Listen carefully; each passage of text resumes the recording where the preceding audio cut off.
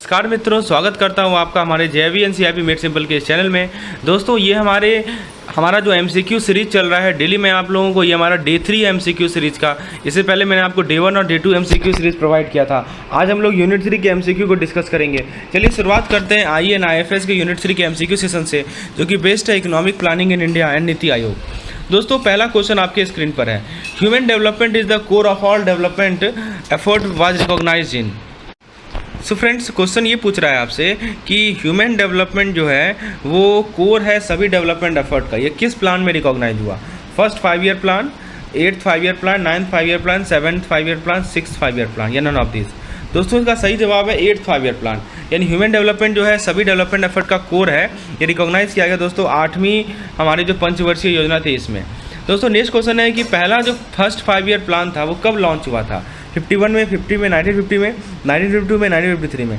दोस्तों सही जवाब है कि 1951 में हमारा जो पहला फर्स्ट 5 ईयर प्लान था वो लॉन्च हुआ था। Option number A is correct. Next question है, किस साल में दोस्तों प्लानिंग कमीशन भारत में गठन हुआ? प्लानिंग कमीशन का गठन किस साल में हुआ? पहला ऑप्शन है 1951, दूसरा ऑप्शन है 1950, तीसरा ऑप्शन है 1952, चौथा ऑप्शन है 1953। तो प्लानिंग कमीशन का कब गठन हुआ भारत में दोस्तों बताइए? तो प्लानिंग कमीशन बना था दोस्तों 1950 में। तो करेक्ट आंसर है दोस्तों इसको option number B. Next question है दोस्तों, what was the period of India's first 5 year plan?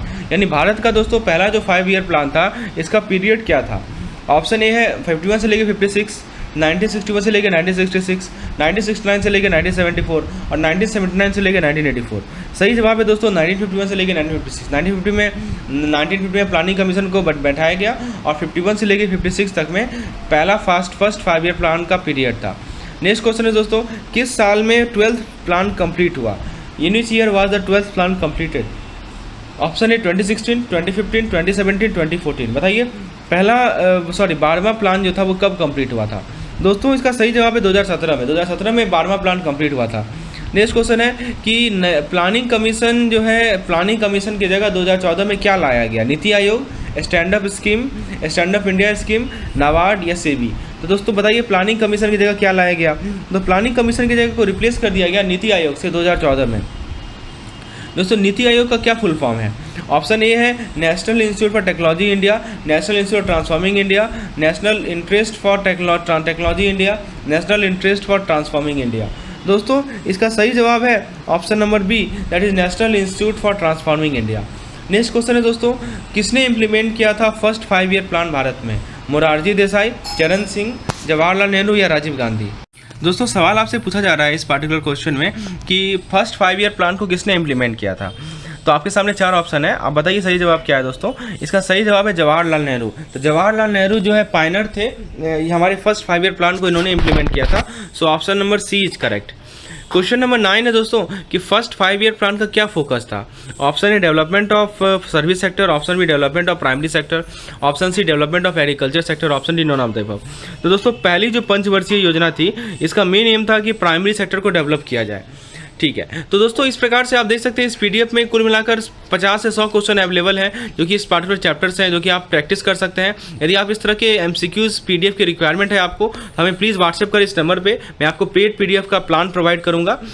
चलिए अब हम लोग नेक्स्ट टॉपिक पे डिस्कस करते हैं।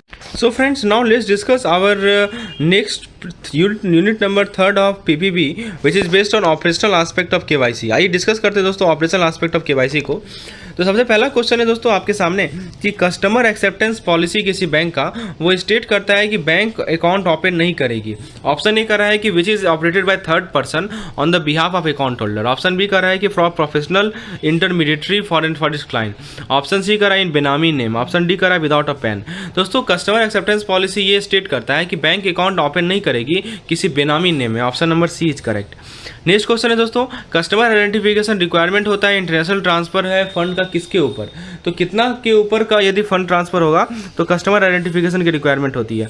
ऑप्शन ए है 50,000, ऑप्शन बी है ओवर 50,000, ऑप्शन सी है any value, option D none of the above.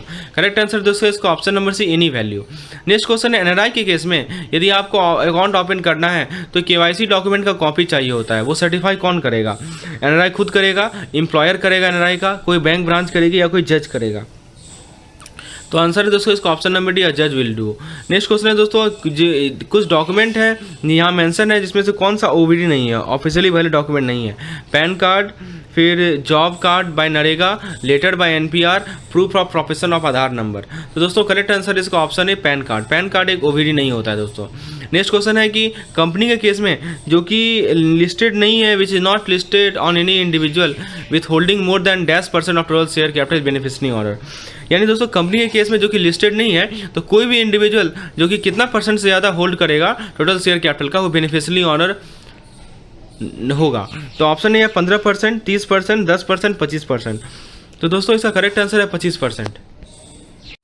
तो फ्रेंड्स क्वेश्चन ये सवाल ये पूछ रहा है कि कंपनी के केस में जो कि लिस्टेड नहीं है, तो कोई भी इंडिविजुअल इसका होल्डिंग कितना % से ज़्यादा होगा वो बेनिफिशियल ऑनर माना जाएगा। तो याद रखिएगा इसका करेक्ट आंसर है option number D, that is 25%। Next question है कि बैंक फ्रेम करेगी अपनी केवाईसी पॉलिसी, इनकॉर्पोरेट करेगी कुछ 4 की एलिमेंट, इनमें से कौन सा करेक्ट है ये पूछ रहा है आपसे। पहला है कस्टमर एक्सेप्टेंस पॉलिसी, दूसरा है कस्टमर आइडेंटिफिकेशन प्रोसीड्यूर, तीसरा है मॉनिटरिंग ऑफ ट्रांजैक्शन और चौथा है रिस्क मैनेजमेंट। तो बताइए वो 4 कौन से हमारे की एलिमेंट्स हैं। दोस्तों इसका सही जवाब है चारों, जो चारों ऑप्शन दिया गया ना, ऑप्शन नंबर डी करेक्ट है। कस्टमर एक्सेप्टेंस पॉलिसी भी होगा, कस्टमर आइडेंटिफिकेशन प्रोसीड्यूर भी होगा, ट्रांजैक्शन मॉनिटरिंग होगा, रिस्क मैनेजमेंट होगा। नेक्स्ट क्वेश्चन है under customer acceptance policy which is not true, no account is open in anonymous और fictitious benami name, no account is open where RE is unable to provide CDD measures, no transaction or account based relationship is undertaken without following the CDD procedure। Option D कर रहा है कि the mandatory information to be sought for KYC purpose only once while opening an account. बताइए कौन सा सही नहीं है। दोस्तों इसका सही आंसर है ऑप्शन नंबर डी, यानी कि जो भी मैंडेटरी इन्फॉर्मेशन है केवाईसी पर्पस के लिए वो केवल एक ही बार सॉर्ट किया जाएगा जब आप अकाउंट ओपन करेंगे तब। नेक्स्ट क्वेश्चन है दोस्तों कि know your customer policy is to be adopted by all bank wide, यानी केवाईसी पॉलिसी जो बैंक अडॉप्ट करेगी वो किस बेसिस पे अडॉप्ट करेगी, कौन से एक्ट के बेसिस पे, RBI act, RBI guideline, central government guideline या आरबीआई का डायरेक्टिव। दोस्तों इसका सही जवाब है आरबीआई का डायरेक्टिव। तो केवाईसी पॉलिसी जो है अडॉप्ट करती है bank as per RBI directive. Next question है दोस्तों कि collection and analysis of basic identity information is called, यानी आप बेसिक आइडेंटिटी इन्फॉर्मेशन को कलेक्ट कर रहे हैं, उसे एनालाइज कर रहे हैं, इसे क्या कहते हैं। ऑप्शन ए कर रहा है customer identification program, option B कर रहा है customer transaction program, option C कर रहा है customer query program, option D है customer acceptance program, option D है कस्टमर लैंडिंग प्रोग्राम। तो दोस्तों इसे कहा जाता है option A, that is customer identification program. तो दोस्तों इस प्रकार से देख सकते हैं कि इस पार्टिकुलर यूनिट में लगभग 50 से 100 MCQs मैंने कवर कर रखे हैं आपके लिए, आपके प्रिपरेशन के लिए। सो फ्रेंड्स अब हम लोग रिटेल बैंकिंग RBWM के यूनिट नंबर 3 के MCQ पोर्शन को डिस्कस करते हैं, जो कि बेस्ड है applicability of retail banking concept, इसके बेस्ड MCQ। दोस्तों पहला क्वेश्चन आपके स्क्रीन पर है, इनमें से कौन सा एक डायमेंशन है behind the processing the product and services in the retail banking business. तो कौन सा डायमेंशन आपको पूछा जा रहा है कि आप ये रिटेल बैंकिंग बिजनेस में प्रोडक्ट को प्रोसेस करना, सर्विस करना, इसके पीछे कौन सा डायमेंशन है। पहला ऑप्शन है the processing which is done through is in house resource, दूसरा ऑप्शन है some product proceed in the house and some product proceed outside, तीसरा ऑप्शन है आउटसोर्सिंग इंटायर प्रोसेस और चौथा ऑप्शन है ऑल ऑफ द अबव। सही जवाब है दोस्तों इसका option D, all of the above, सभी प्रोसेस हैं। नेक्स्ट क्वेश्चन में पूछा जा रहा है कि कौन सा इंप्लीमेंटेशन फॉलो किया जाता है ओल्ड प्राइवेट सेक्टर बैंक का रिटेल बैंकिंग में। तो ऑप्शन ए है end to end outsourcing, option B है प्रीडोमिनेंट आउटसोर्सिंग, ऑप्शन सी है पार्शियल आउटसोर्सिंग, ऑप्शन डी है इन हाउस आउटसोर्सिंग। तो ओल्ड प्राइवेट सेक्टर बैंक कौन सी इंप्लीमेंटेशन मॉडल को फॉलो करती है दोस्तों, इसका सही जवाब है in house outsourcing. Next question है बैंक कौन सी टेक्नोलॉजी मॉडल अडॉप्ट करती है, in house model, partially outsource model, fully outsource model, any of the above. तो बैंक के द्वारा जो टेक्नोलॉजी मॉडल अडॉप्ट किया जाता है दोस्तों वो होता है कोई भी इन हाउस, पार्शियली आउटसोर्स या फुली आउटसोर्स।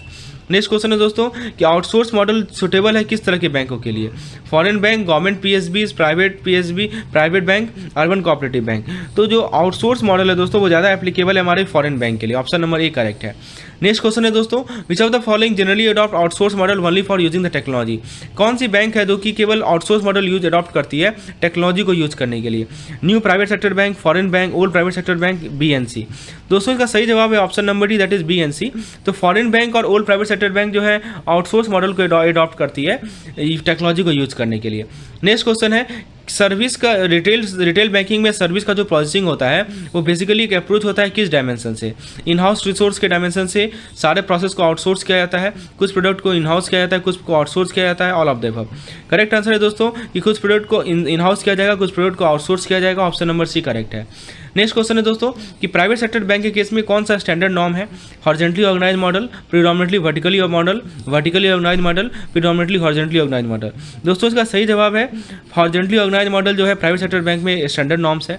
नेक्स्ट क्वेश्चन है ओल्ड प्राइवेट सेक्टर बैंक में जो कॉमन कस्टमर इन्फॉर्मेशन का लेवल रहता है सभी प्रोडक्ट के अक्रॉस वो रिलेटिवली हाई रहता है कि with blend of.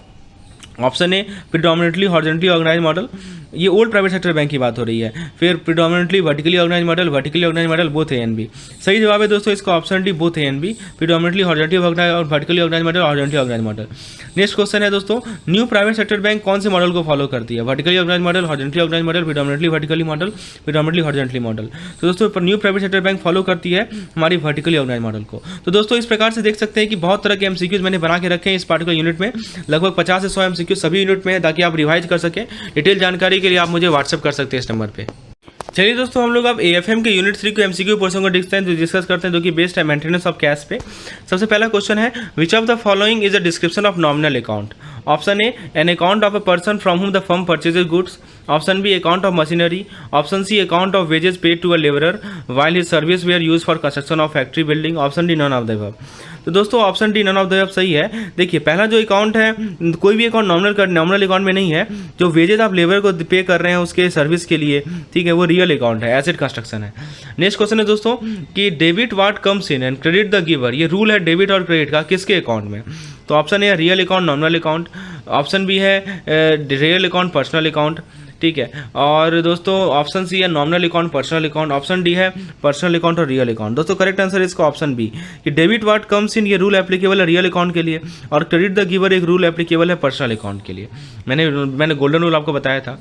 Next question है दोस्तों कि debit all expenses and credit what goes out, ये दोस्तों किस तरह के अकाउंट में एप्लीकेबल है डेबिट क्रेडिट के लिए? तो दोस्तों डेबिट ऑल एक्सपेंसेस ये रूल है नॉमिनल अकाउंट के लिए और आपका जो क्रेडिट व्हाट गोज आउट ये रूल है आपके रियल अकाउंट को क्रेडिट के लिए। तो ऑप्शन नंबर सी करेक्ट है। नेक्स्ट क्वेश्चन है दोस्तों फर्म जो है ओल्ड मशीनरी XYZ को भेजी है कैश पे, तो इस ट्रांजेक्शन में क्या क्या इन्वॉल्व है? ऑप्शन ए कह रहा है कि एक रियल अकाउंट एक पर्सनल अकाउंट, दोनों रियल अकाउंट है, दोनों पर्सनल अकाउंट है, एक रियल अकाउंट है दूसरा नॉमिनल अकाउंट है। तो दोस्तों इसका सही जवाब है कि दोनों का दोनों रियल अकाउंट है। आपका ओल्ड मशीनरी भी और कैश जो है यहाँ पे जो इन्वॉल्व है दोनों रियल अकाउंट है। नेक्स्ट क्वेश्चन है दोस्तों एक फर्म प्रॉफिट अर्न करती है, ठीक है, और ऑनर जो है इस प्रॉफिट को विड्रॉ नहीं किया फुल एक्सटेंट तक, तो जो रिटेन अमाउंट ऑफ प्रॉफिट होगा उसे कहाँ दिखाया जाएगा? एसेट के पार्ट में, करंट लायबिलिटी के पार्ट में। इसको एसेट के पार्ट में दिखाया जाता है या करंट लायबिलिटी के पार्ट में या कैपिटल ऑफ ऑनर या पेड या दोस्तों पार्ट ऑफ द रिजर्व। तो दोस्तों जो रिटेन्ड प्रॉफिट है वो आपको पता होना चाहिए कि वो हमारा रिजर्व का पार्ट होता है, कैपिटल का पार्ट नहीं होता है। ये वो लायबिलिटी होता है फर्म का toward the promoter of the firm, यानी फर्म के प्रोमोटर के टुवार्ड जो लायबिलिटी रहता है उसे रिटेन प्रॉफिट कहते हैं, ठीक है। तो ये जो है हमेशा रिजर्व का पार्ट होगा, कैपिटल का पार्ट नहीं होगा। तो option number D is correct. Next question है दोस्तों कि अकाउंटिंग कंसेप्ट जो है किसका पार्ट है? ऑप्शन ए है। फ्रेंड्स क्वेश्चन है कि अकाउंटिंग कंसेप्ट जो है कौन से किसका पार्ट है? Format for presentation of accounting book, format for presentation of final account, broad assumptions और लास्ट है हमारा particular set of guidelines. Correct answer है दोस्तों कि ब्रॉड एजम्पशन। जो अकाउंटिंग कंसेप्ट है वो दोस्तों ब्रॉड एजम्पशन होता है। तो option number C is correct. Next question है जो देखते हैं दोस्तों कि कैश बुक किस चीज़ का रिकॉर्ड रखता है? ऑप्शन है सभी बिजनेस ट्रांजेक्शन का, ऑप्शन बी केवल कैश रिसीट का और कैश पेमेंट का, ऑप्शन सी सारे कैश और नॉन कैश ट्रांजेक्शन का, ऑप्शन डी केवल ट्रेडिंग रिलेटेड कैश रिसीट और पेमेंट का। तो दोस्तों कैश बुक जो है सारे कैश रिसीट और कैश पेमेंट का ध्यान रखता है, इससे इरेस्पेक्टिव है कि ये रेवेन्यू अकाउंट पे है या कैपिटल अकाउंट पे है। नेक्स्ट क्वेश्चन है दोस्तों कि इनमें से कौन सा करेक्ट है कैश बुक के कंटेक्स्ट में, कि जितने भी रिसीट होते हैं वो क्रेडिट साइड में रिकॉर्ड होते हैं, जितने भी पेमेंट होते हैं डेबिट साइड में रिकॉर्ड होते हैं। बी कर रहा है कि जितने भी रिसीट है वो डेबिट साइड में रिकॉर्ड होंगे, जितने भी पेमेंट है क्रेडिट साइड में रिकॉर्ड होंगे। सी कर रहा है कि जितने भी रिसीट और पेमेंट होते हैं क्रेडिट साइड में रिकॉर्ड होते हैं, और डी कर रहा है कि जितने भी रिसीट और पेमेंट है वो डेबिट साइड में रिकॉर्ड होते हैं। तो दोस्तों इसका सही जवाब है ऑप्शन बी। कैश बुक में क्या होता है कि जितने भी रिसीट है वो डेबिट साइड में रिकॉर्ड होंगे और पेमेंट जो है वो क्रेडिट साइड में रिकॉर्ड होंगे। लास्ट क्वेश्चन है दोस्तों कि cash book maintain by a firm is book of original entry, book laser book account, book both the book of original entry and ledger account, neither the book of original entry not the ledger account. तो cash book जो firm maintain करती है वो होता है दोस्तों option number यहाँ पे बी सही है कि कैश बुक सारा रिकॉर्ड रखता है आपके रिसीट का और कैश पेमेंट का, इररिस्पेक्टिव ऑफ कि ये रेवेन्यू अकाउंट पे है कैपिटल अकाउंट पे है, ठीक है। तो ये तो बताया। और जहाँ तक लेजर अकाउंट की बात है, ऑप्शन नंबर सी सही है कि कैश बुक जो मेंटेन किया जाता है फर्म के द्वारा वो ऑरिजिनल एंट्री के बुक में भी रहेगा और लेजर अकाउंट के भी बुक में रहेगा। इस तरह देख सकते दोस्तों बहुत सारे एमसीक्यूज मैंने बना के रखा है इस पार्टिकुलर यूनिट में आपके प्रैक्टिस के लिए। तो यदि आप इस तरह के एमसीक्यूज की डिटेल जानकारी चाहते हैं तो प्लीज़ मुझे व्हाट्सएप करें, मैं आपको पेड प्रोग्राम प्रोवाइड करूँगा। धन्यवाद।